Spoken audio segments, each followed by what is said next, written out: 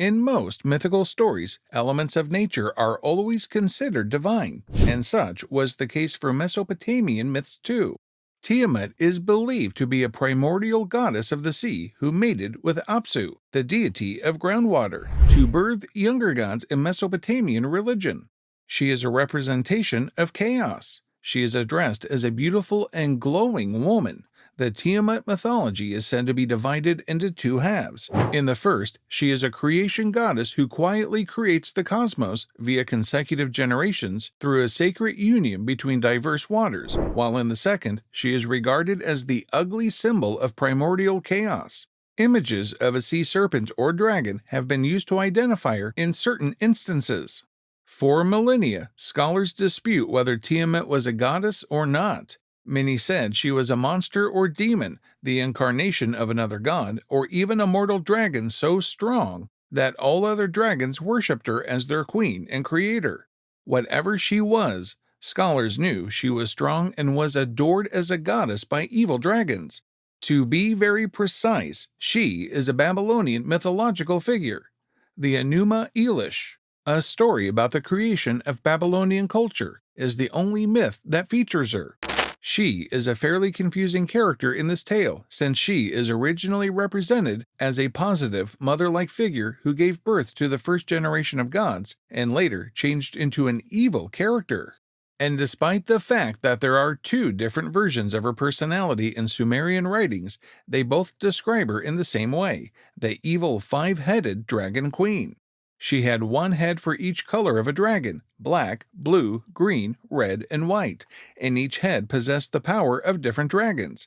Her body was a fusion of many colorful dragon forms, with a multicolored coat to match. It also had a long tail with a poisonous sting at the tip. But if both versions of the myth describe her in the same way, what is the story behind her transformation from goddess to the queen of dragons? To give you an overview, it all started with 𝐤𝐨𝐬𝐵, the oldest book in the Babylonian epic of creation, where Tiamat bears the first generation of gods with her husband, Apsu, who subsequently declares war on gods and is later killed by them for his throne. Tiamat becomes enraged and transforms them into a giant sea dragon to take revenge on her husband's killers. However, she was not able to win against all the gods and was killed by them just like her husband. Both their bodies became the origins of earth, sky, and the life on earth. Tiamat was arrogant, envious, and spiteful. She was never forgiving of betrayals and was only interested in gaining more power and fortune. She despised humans, considering them to be nothing more than worthless puppets in her plans. She was beautiful and mesmerizing when she needed to be, but she always returned to her true nature of being evil. She was always surrounded by dragons that she used to collect treasures for her. Her rage, arrogance, and demonic personality are carefully depicted in 𝐤𝐴𝐬𝐵. Tiamat and her husband Apsu played the central character in one of its legends. Apsu was the god of fresh and underground waters, whereas Tiamat was the goddess of the salty seawater. Together, they gave birth to the first generation of gods. The first two gods born were Lammu and Lahamu, who later gave birth to Anshar and Kishar. Eventually, they started to create the universe and two more generations of gods were born. Apsu and Tiamat found the younger gods to be a threat to them. But just like any mother, Tiamat ignored the troubles they caused. Apsu, on the other hand, had had enough of their actions and planned to kill them. Tiamat tried to control his anger, but Apsu went ahead to kill his children. However, before Apsu could kill all the gods, they discovered Apsu's plan and decided to kill Apsu instead. Among them were god Ea, the god of knowledge, and magical powers. He used his magical powers to put Apsu to sleep and murdered him.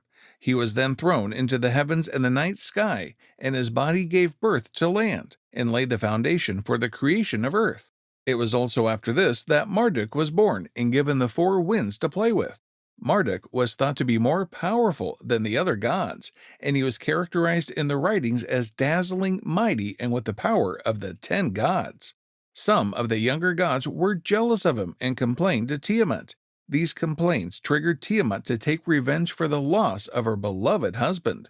As she could not fight alone, she gave birth to 11 monsters known as Tiamat's creatures, who could serve her in the battle against the younger gods. She also chose her son, the god 𝐦𝐨𝐬, to head her army of monsters and gave him the Tablets of Destiny. It is believed that whoever holds them possesses the ultimate authority over the heavens, earth, and underworld.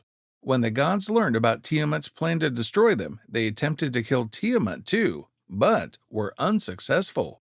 The only choice left was to seek Marduk, the strongest of them all. He took advantage of the situation and made a deal with the other gods that if he won, he would sit on the throne and control other gods. Following an agreement, he offered to battle against Tiamat, and only after an intense battle with the power of all the other gods behind him was he finally able to defeat Tiamat, in spite of her having the Tablets of Destiny.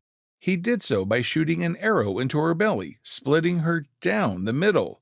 Following this, he was given all power as agreed upon by the other gods, and he created and ruled both heaven and the underworld. Marduk created the entire planet, and using the divided body of Tiamat created life on earth.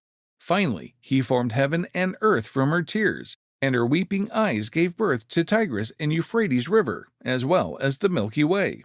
𝐥𝐤𝐤 too was killed, and his blood was used by Ea to cast a number of spells that resulted in the creation of Lulu, the first man.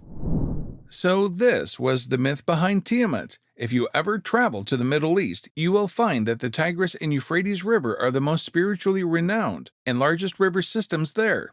Interestingly, both these rivers have also been mentioned in the Bible in the book of Genesis as the rivers that flowed out of Eden to water the garden.